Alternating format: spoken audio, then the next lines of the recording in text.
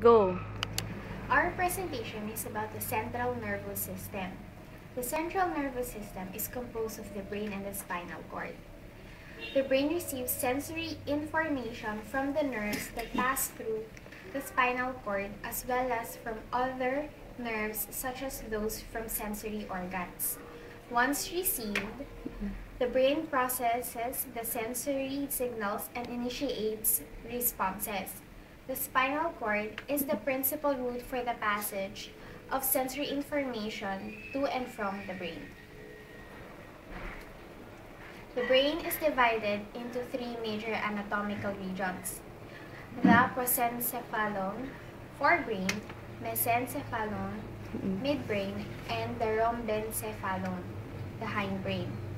The ventricles are filled with cerebrospinal fluid and are continuous with the spinal canal. The ventricles are connected via two interventricular foramen, connecting the two lateral ventricles to the third ventricle, and a cerebral aqueduct, connecting the third ventricle to the fourth ventricle. Spinal cord.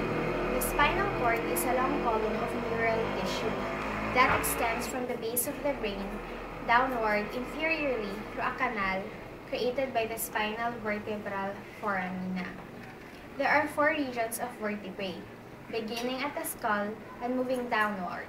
There are the 8 cervical vertebrae, 12 thoracic vertebrae, 5 lumbar vertebrae, 5 sacral vertebrae, and 1 set of fused coccygeal vertebrae. Wait. Paano yun?